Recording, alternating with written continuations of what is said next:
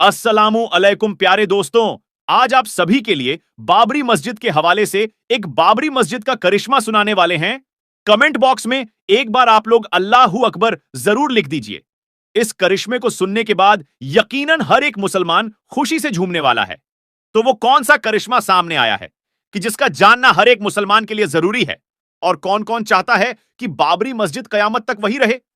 वो इस वीडियो को लाइक करके कमेंट बॉक्स में अल्लाहू अकबर जरूर लिख दें। और इस वीडियो को पूरा देखना हर मुसलमान को जरूरी है। और इस बाबरी मस्जिद के करिश्मे की गवाही मुसलमान ने नहीं, बल्कि गैर मुस्लिम इसकी गवाही दे रहे हैं। इसलिए यह वीडियो बहुत ज्यादा खास है। इसलिए प्यारे मुसलमान भाइयों, शुरुआत से हम आपको बताते हैं कि यह मस्जिद कैसे बनी, फिर क्या क्या हादसात पेश आए, इसी बीच इसमें क्या क्या देखने को मिला। और आप सभी को बता दूं कि बाबरी मस्जिद की जो तामीर हुई वो 1537 में हुई थी, यानी 465 साल बाबरी मस्जिद लगातार अपनी जगह पर खड़ी रही, यकीनन बरकरार रही। लेकिन 1992 में कुछ राजनेता अपनी सीट को गर्म करना चाहते थे। इस बुनियाद पर बाबरी मस्जिद को शहीद करवा दिया गया, और जिसकी वजह से न जाने कितना बड़ा नुकसान देखने को मिला, यह हम सभी जानते हैं। यानी कि बड़े बड़े हादसात देखने को मिले, जिसको देखकर यकीनन रूह कांप जाती है। दोस्तों, वो जो राजनेता थे, उन्होंने अपनी सीट को गर्म करने के लिए बाबरी मस्जिद को शहीद करवा दिया था। लेकिन उनकी इस गलती की वजह से न जाने कितने मासूम बच्चों की जान चली गई, जो कि बड़े अफसोस की बात है। बाबरी मस्जिद के हवाले से अगर बात की जाए तो इतिहास में सबसे बड़ा और लंबा अगर कोई केस चला है तो यकीनन नजर में जो आता है वह बाबरी मस्जिद का ही केस है। और प्यारे दोस्तों, आखिरकार 2019 में इसका फैसला आ ही गया था। और जैसे कि आप सभी को पता है कि बाबरी मस्जिद की जो जमीन थी वही हिंदू संगठन को दे दी गई थी। इसके अलावा बाबरी मस्जिद की जगह 5 एकड़ जमीन अयोध्या में मुसलमान को, या फिर मुसलमान के हक में 5 एकड़ जमीन दी कि जहां पर मुसलमान चाहे मस्जिद बनाएं या फिर कुछ और बनाएं।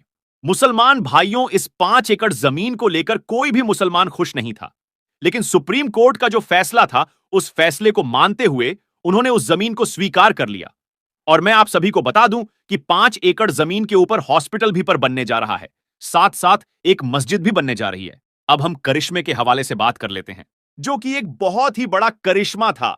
और वो देखने को मिला है अयोध्या के अंदर, यानी उस जगह जहां पर बाबरी मस्जिद को शहीद किया गया था, उसी सर जमीन के ऊपर जहां पर मस्जिद थी। प्यारे दोस्तों, यह राज और यह अल्लाह की कुदरत सामने नहीं आती। अगर बाबरी मस्जिद शहीद नहीं होती, जो मस्जिद लगातार 465 सालों से जिस जगह पर बाबरी मस्जिद खड़ी हुई थी, वह जगह कोई मामूली जगह नहीं थी। यानी प्यारे दोस्तों, मस्जिद की जगह पर राम मंदिर बनाने के लिए उस जमीन की खुदाई की गई तो प्यारे दोस्तों 200 फीट गहराई में एक नदी सामने आई थी। यानी कि बाबरी मस्जिद के अंदर कोई आधुनिक टेक्नोलॉजी का इस्तेमाल नहीं किया गया था, और नीचे नदी होने के बावजूद, रेतीली होने के बावजूद, उसके ऊपर लगातार 465 साल से बाबरी मस्जिद वहीं पर खड़ी थी। यह अल्लाह का एक बहुत ही बड़ा करिश्मा है। प्यारे दोस्तों, जब राम मंदिर के तामीर के लिए उस जमीन की खुदाई की गई ताकि ज्यादा जमीन के नीचे पिलर डाल सकें, कि जिसकी वजह से राम मंदिर की जो बुनियाद हो वह मजबूत हो सके, जिसकी बुनियाद पर राम मंदिर सालों साल खड़ा रह सके। लेकिन जब बाबरी मस्जिद के नीचे की खुदाई की गई तो मालूम यह पड़ा कि इसके नीचे पिलर भी खड़े नहीं हो सकते। यानी कि प्यारे दोस्तों, रेतीली जमीन होने की वजह से और नदी होने की वजह से अगर पिलर खड़े किए जाएं तो वह धंस से जाएंगे, और आखिरकार उन लोगों को काम रोकना ही पड़ गया। दोस्तों, यह बात तो मैं अपनी तरफ से बनाकर नहीं बता रहा हूं। हो सकता है बहुत से लोग यह कहेंगे कि आपने कुछ प्रूफ नहीं दिखाया, तो मैं आप सभी को प्रूफ के नाम पर एक स्क्रीनशॉट दिख रहा हूं, और बाकायदा अगर आप चाहें तो इस न्यूज चैनल के ऊपर जाकर भी सुन सकते हैं। प्यारे मुसलमान भाइयों, इस खबर को एनडीटीवी न्यूज चैनल के ऊपर चलाया गया था। इसके अलावा बहुत सारी न्यूज चैनल के ऊपर भी चलाया गया है, जिसके अंदर साफ तो बताया गया है कि यह राम मंदिर का काम रुक चुका है, सिर्फ इस वजह से कि जहां पर बाबरी मस्जिद थी उस सर जमीन के नीचे नदी है, रेतीली जमीन से, कि जिसकी वजह से पिलर खड़े नहीं हो पा रहे हैं। और प्यारे दोस्तों, यह बड़ी ही गंभीर समस्या आने के बाद वहां जितने भी लोग मौजूद थे, जितने इंजीनियर्स मौजूद थे, वे सभी के सभी दंग रह गए, और वह यकीनन परेशान होकर रह गए, कि जिसकी वजह से उन्हें काम तक रोकना पड़ गया है। और मेरे प्यारे दोस्तों, दुनिया भर से कई बड़े बड़े इंजीनियर आ रहे थे राम मंदिर की तामीर के लिए। लेकिन जब यह बड़ी परेशानी सामने आई तो यकीनन हर कोई परेशान है कि कैसे जमीन के नीचे प्लेट डाली जाए, कि जिसकी वजह से राम मंदिर की जो बुनियाद है वह मजबूत हो सके। प्यारे दोस्तों, अल्लाह ताला कुरान पाक में इरशाद फरमाता है, इन्नल्लाह अला कुल्ली शैइन कदीर, यानी कि अल्लाह ताला हर एक चीज पर कादिर है। और वह जो करता है वह यकीनन बेहतर ही करता है। प्यारे दोस्तों, सोचने वाली बात तो यह है कि अगर बाबरी मस्जिद शहीद ना होती तो क्या यह बात मालूम पड़ सकती थी कि जमीन के अंदर नदी जारी है और बाबरी मस्जिद जिस जगह पर खड़ी है उसके नीचे नदी गुजर रही है। दोस्तों, यह कुदरत का एक बहुत ही बड़ा करिश्मा है कि नदी के ऊपर बाबरी मस्जिद जो थी वही 465 सालों तक बरकरार रही। अगर दोस्तों उसको शहीद ना किया जाता तो न जाने कितने हजारों सालों तक वह वैसे ही रहती। लेकिन बहरहाल जो हुआ वह अच्छा नहीं हुआ। लेकिन प्यारे दोस्तों, हैरानी की बात तो यह है कि एक नदी के ऊपर लगातार 465 सालों से बाबरी मस्जिद वहां राज कर रही थी, लेकिन उसको कुछ नहीं हुआ। लेकिन जब इस जगह पर राम मंदिर बनाने की बात आई तो बड़ी परेशानी सामने आ रही थी। अल्लाह जाने इसका क्या मतलब हो सकता था। लेकिन प्यारे दोस्तों, हैरानी की बात तो यह है कि एक नदी के ऊपर लगातार 465 सालों से बाबरी मस्जिद वहां राज कर रही थी, लेकिन उसको कुछ नहीं हुआ। लेकिन जब इस जगह पर राम मंदिर बनाने की बात आई तो बड़ी परेशानी सामने आ रही थी। अल्लाह जाने इसका क्या मतलब हो सकता था।